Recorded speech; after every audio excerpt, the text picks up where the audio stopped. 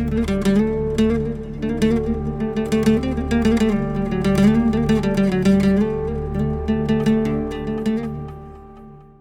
everybody, welcome back to my kitchen. Here's the thing. Today I'm going to show you how to make Easter cookies, Greek Easter cookies, or in layman's terms, Koulourakia. Koulourakia are those cookies that you see typically around Christmas, Easter, but Easter specifically, what the hell, I make them like year round. But anyway, today I'm going to show you how to make them in an easy recipe that's absolutely delicious. It's not really difficult to make at all. And I've tried like literally dozens of these, and this one to me is by far the best. There's no alcohol involved either, because a lot of them will use ouzo or cognac. We don't use that here. It's going to be just a straight, beautiful, and light cookie dough. All right, so to start us off, very, very simply, take half a stick of shortening, then you take 2 sticks of softened butter. Softened butter, very important. You don't want to be messing around with hard butter. Throw this down, lock her in, and start the whipping process. You're going to whip this up now for maybe 2 or 3 minutes. At the halfway point, we're going to stop and very simply just scrape off the sides of our bowl, because you don't want a lot of that goodness to kind of go unmixed. And it's very important at this stage that our shortening and our butter get all mixed in and smoothly incorporated. All right, bring your mixer down to a stir. Next thing to go in is 1.5 cups of regular sugar. So now at this stage, we're gonna just stop our mixer there, scrape off one last time the sides of our mixing bowl, because the next part of this is adding our eggs. And once we add our eggs, basically from there, it's all going to start to kind of come together. When I'm doing my eggs, typically you don't want any texture in this, so eggshells are a no-no. So I'm just going to break 5 eggs, and what I'm going to do for this is actually use 4 whole eggs and the egg white of the 5th, and the egg yolk of the 5th egg I'm going to use for the egg wash on top. See how that works? All right, and now our last egg. Very carefully, what I'm going to do is separate, and like I said, I'm no baker, so there you go. So we're going to put our egg yolk here off to the side from our 5th egg and leave that there. We're going to mix that with a little bit of milk afterwards towards the end before they bake, and give them a good egg wash. So now I'm going to take one more time our eggs here, bring this to a stir. Believe me, you don't want to go any faster, and just put your eggs in the mix and just let them go. To our batter now, I'm going to add 2 teaspoons of vanilla extract and 1 teaspoon of baking soda. I'm telling you, there's actually really nothing to this recipe at all. So our batter is working now. The next part of this is what I found so interesting, and it actually is what's going to make these cookies really light and airy. So here's a kicker to this recipe as well. I've got the juice here of 1 orange. I've pre-squeezed the orange. You don't need to watch me. That's right up there with watching grass grow. But the point is, so we've got the juice of 1 orange. Here we have 4 teaspoons of baking powder. This is a kicker. I'm going to take actually a fork, and what I'm going to do is I'm going to put the baking powder in my orange juice, and watch what happens now. This will actually start creating a chemical reaction that will actually start frothing up, and watch, look what's happening here. You just keep stirring it, and the acidity of the orange juice with the baking powder creates it. Look at this. It's creating almost like a whipped frothing. And you just keep stirring it until it pretty much almost quadruples in size, if not more. So now you've got this light mixture of the juice of 1 orange plus the 4 teaspoons of the baking powder, and it's light. One more time, slow down our mixer and slowly start adding this in. Trying to be as graceful as I can here as well. This is going to be our flavor for our cookies as well, is the orange. This part here, I've never seen before in another recipe, and this recipe has been around like forever. It's like older than sin. So put that in there, just like that. Put that off to the side, and just start incorporating it. Kick it up a notch. This will create a lot of air and a lot of fluffiness to our cookie. All right, bring this off, and now here comes the fun part of this recipe. Adding the flour. Just raise this up a little bit, and what I would really recommend to avoid what I call the Casper effect is add half your flour in at this point,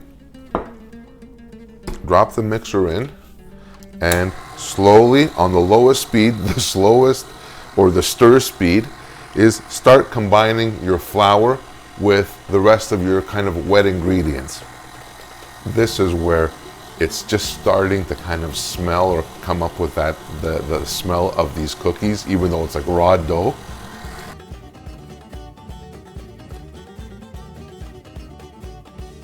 So our dough is where it should be right now.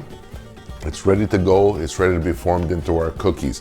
The next part, and it's something that's really critical, is your actual stove or oven setup. For our temperature here, it's 350 degrees Fahrenheit or about 180 degrees Celsius. And this is the part that's key here, and I'm just gonna pop the light open here for you.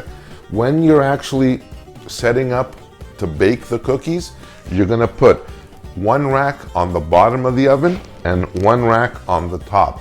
And the way it's gonna work is these cookies are gonna bake for about 20 minutes or so, but you're gonna do 10 minutes on the bottom rack and then move them up to 10 minutes on the top rack, so that way they bake evenly and you don't have that kind of nice, beautiful golden brown color on the top or that nice cookie color, and then on the bottom they're kind of like burned to shit. Nobody likes that. That's no good. We want the cookie to bake evenly. So that's the setup here.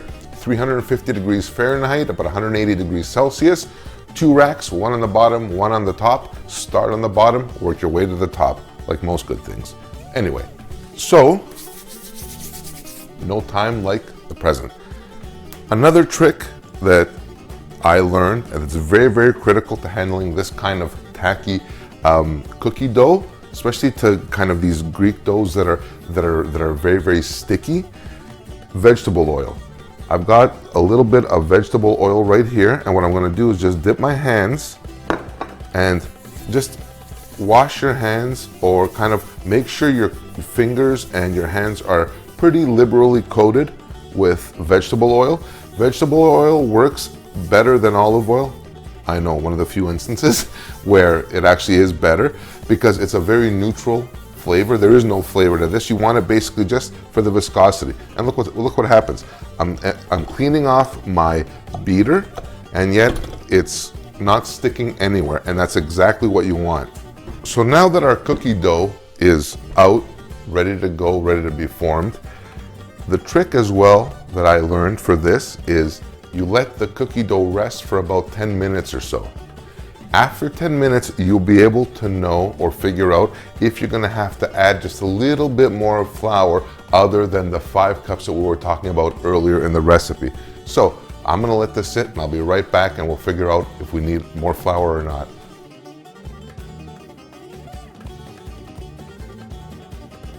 All right, so after 10 minutes, I see that my dough is still fairly sticky.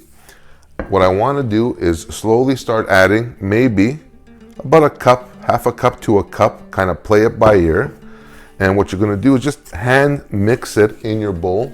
You want it to be soft and malleable and workable, but you don't want it to be sticky to the point where you can't roll it out properly.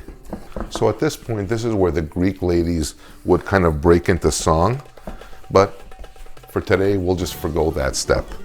All right, that's pretty good right there. I think our cookie dough is ready to go. So what I'm gonna do now is grab a couple of my pans here, move them here, just like that. And I will tell you, parchment paper. It is your best friend when it comes to baking. It certainly is mine. And what I'm going to do is, again, go with our little bit of veg oil on your hands to kind of work the dough. And very simply, you're going to start rolling it out, very much like Play-Doh. And the name of the game here is you want to get your, let me move this out of the way. You want to get your rolls, or kind of your length, to be about 1/2 inch in diameter. That's number one. So we're more or less there. The next part of this is you take a knife. You don't want to pull it apart. The optimum length of these is about 8 inches, give or take. So in this case, right there, I got my 2 cookies here. I take them and I just flip them like that. Look, there it is. You got one little Koulourakia already made, ready to go. As well, while you're putting them on your pan, you want to do about 2 inches of spacing between the cookies, because what will happen is as they bake, they're going to expand. This is, see what I mean? There's like nothing to this at all. And believe me, baking is even harder than cooking. So if I can do this, I promise you, you can do this too. The next one that you want to do, now I will take this right off the table right now. I don't do the donut, like the round ones just like that. You can't dunk them, and that's not for me. But one thing I will tell you in terms of keeping with tradition, in typical Greek homes, what they will do is they'll make one that's like a circle, like this, and then what they'll do is they'll take another piece, because Greeks are typically Christian, they'll put one on the top, a cross. So they'll take another little piece and make a cross, in other words, to bless the house. So there's one here, and this one is actually typically should be the first piece that will go in, and that's the cross to supposedly bless a house.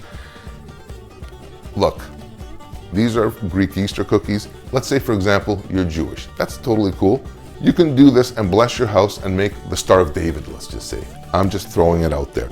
But the point is, put this down there and make your kind of own little blessing kind of cookie to start off with. The next one is you start rolling it on one side like this, and then roll it on the other side like this. So it's almost like an 8. And you put this down just like that. Another very popular pattern to this.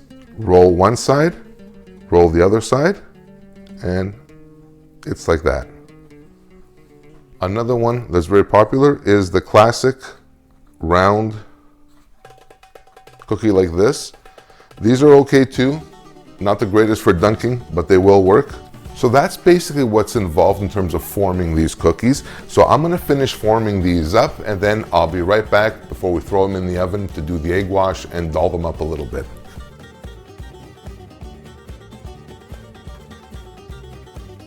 All right, so we just finished forming the first batch of our cookies ready to go in. The next part of this is the egg wash, in keeping with tradition. My milk here is from Canadian cows, so basically just take a little splash of milk, and you just basically want to just mix it in with your brush with the 1 egg yolk. You guys remember that we were talking, what we did before. Ooh, I just splashed all over the place, but that's okay. Just mix it up just like that, and gently just brush your cookies with the egg wash mixture, just like that. And I'll do some sesame seeds just like that.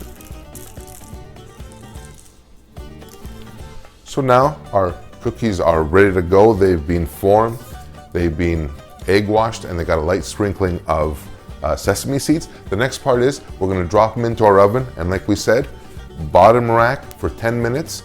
After 10 minutes, we're going to bring them up to the top rack for another 10 minutes.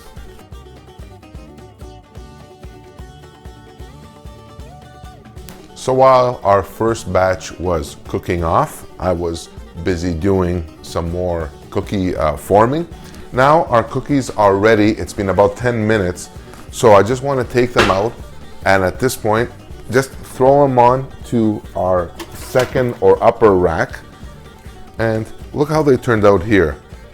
The bottoms are actually done. They're actually browning. And now what's going to happen is I'm going to put them on the upper rack and let them go for another 10 minutes just to finish the upper cooking process. Excuse my back. And I put them on the upper rack to finish the baking process. Set my timer for another 10 minutes and they should be done to absolute perfection. And while these are going in there, I will continue forming and see you back in another 10 minutes.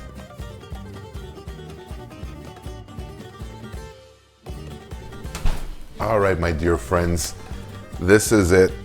This is what it's all about. My cookies are literally done. They're just coming out of I'm just pulling them out right this second, and they are done to absolute perfection.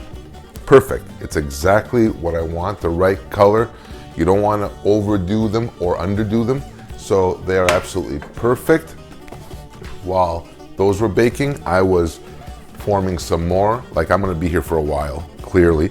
This recipe, this dough recipe, will make anywhere between 40 and 60 cookies, depending on how big you have them and the shape you have them and that kind of thing. Now, to show you, they are absolutely perfect. They're a little hot, but underneath everything, they're absolutely done to perfection. And that's exactly what you want right here. Oh, and that's the smell. That is the Greek village at Easter cookie smell. This, my friends, has been the easiest recipe that I've found and the absolute foolproof, most delicious as well. So I really recommend you make this for yourself. This is it for this video today. I've got a shitload of baking to do more. So anyway, I just wanted to take this opportunity to thank you all for tuning in, and you, yes, and to let you know that baking is not as complicated as it looks. If yours truly can do it, so can you. So until next time, please check it out, hit the like button, subscribe, and I will see you on the next video. Thanks for watching. Bye for now.